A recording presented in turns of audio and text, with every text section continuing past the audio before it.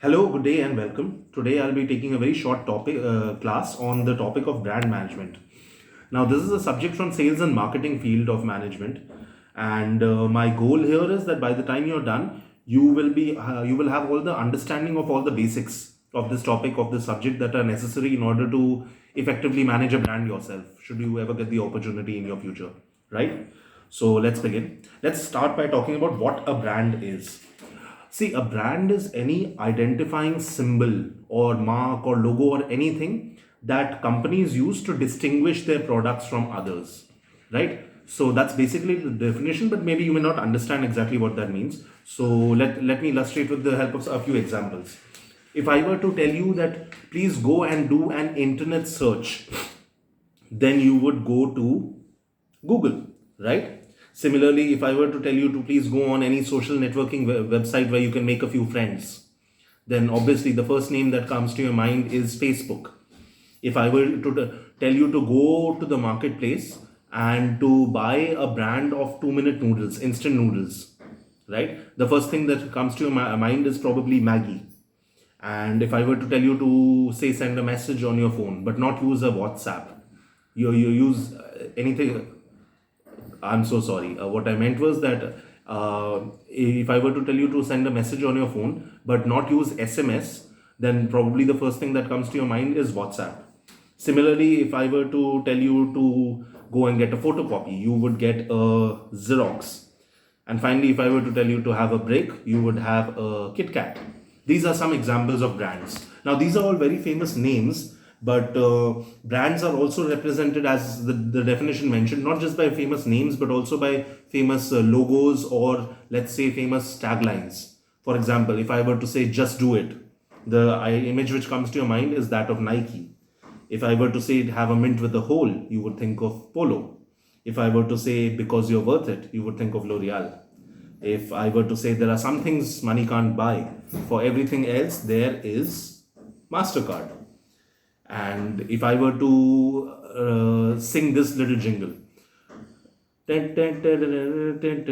no one can eat just one thing, you would think of Ruffles Days, right? Similarly, there are other jingles, just like this. Brands are words, brands are meanings, brands are phrases, brands are logos, brands are also iconic tunes. So, for example, if I were to sing "Para pa pa pa," I'm loving it, you would think McDonald's. If I were to sing this tune, you would think Airtel, right? So this is some example of what brands are. Brands are basically ideas, any kind of idea, behind a product which sets that product apart from other products in the marketplace, which makes it stand out, which makes you remember it, and ideally, which makes you have a positive relationship towards it, right? Which makes you want to buy it, to want to be associated with it. That is a brand. Famous examples of brands from the past would include Kodak, the photographic film company. We have BlackBerry, which used to make cell phones. We have the Nokia N series, which was a very famous line of cell phones. There's also Sony Ericsson. When we talk about that, there is the Bajaj Chetak scooter, and of course, there is the very famous iPod. Now, why is it important to know what a brand is? See, a brand is one of the company's most valuable assets. It's what the public associates with the company. In fact, the company is often referred to by the brand and they become one and the same, right? So, an example of this is we talked about Maggie noodles, right? Everyone knows Maggie, everyone knows Milo, everyone knows Kit Kat, but very few people actually remember the name of the company which owns these brands, which is Nestle India Private Limited.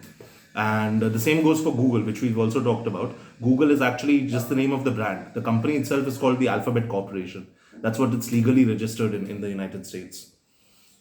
So that's what a company's brand is, what it is identified with. It's what the customers have a relationship with, and that is what carries the real monetary value in the stock market, and that's what makes the company worth what it is. And for these reasons, it's important to uphold the integrity of the brand and to know about the brand, even both for customers as well as for the owners of the company, right? So that's a little bit about brand. Now, how is a brand created? It's quite simple. when a company decides to create a brand for its public image, it must first determine its brand identity, which means it must determine how it's to be viewed. For example, let's say if you're making computers, right? So, do you make business computers for working professionals, or do you make gaming laptops for game fanatics? That's an example of like, what kind of branding you want your product to have. You have to decide a specific type of branding. You can't make something for everybody. That happens in rare cases and with only specific types of products, right? Even if you say it's for everybody, it's still not literally for everybody. Every brand has a target consumer base. The goal is to make the brand memorable. It's to make your product something that the customers will remember and will keep in mind and will identify with, and something that they find appealing. Usually, what companies do is they consult a design firm or design team to come up with ideas for the visual aspects of the brand, such as the logo, the symbol, the tagline, and so on and so forth. A successful brand is any brand which accurately portrays the message or feeling the company is trying to get across, and which also results in awareness or recognition of the brand's existence and what it offers. What this means is, if you remember it, it's a successful brand. Examples include everything we talked about: Maggie, KitKat, Google, Facebook, WhatsApp, and so on and so forth. If done right, a brand and the because these brands are successful, it leads to two things for the company. One is that the sales and profits of this particular product increase. Whether it's say KitKat, or whether it's a Honda Civic or a Honda City or anything else. So that increases, and along with that, another thing which happens is that the sales of other products by the same company also increase. So, for example, if you like the Honda City or the Honda Civic, then you are more likely to purchase pretty much anything else that Honda gets, because that takes out, because you have a positive impression of the company in your mind, right?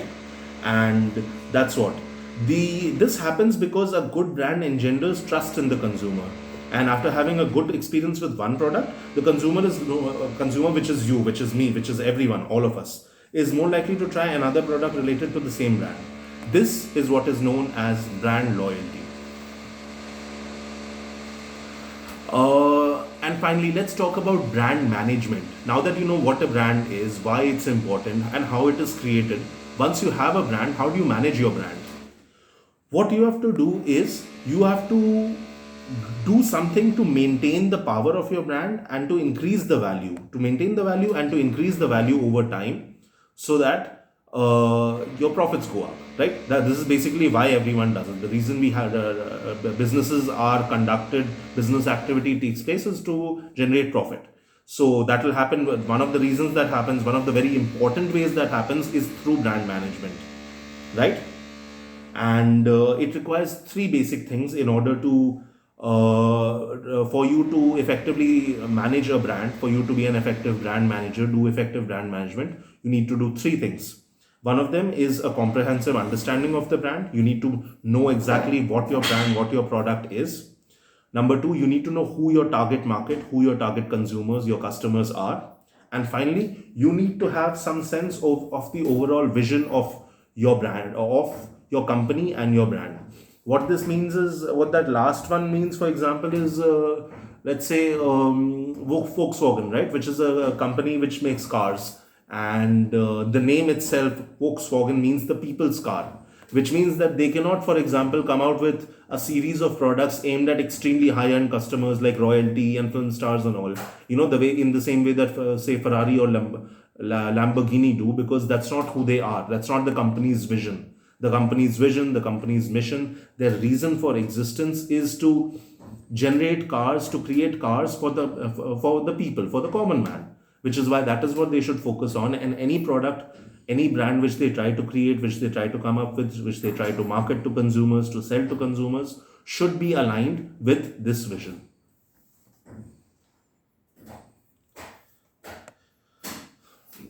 And finally, let's talk about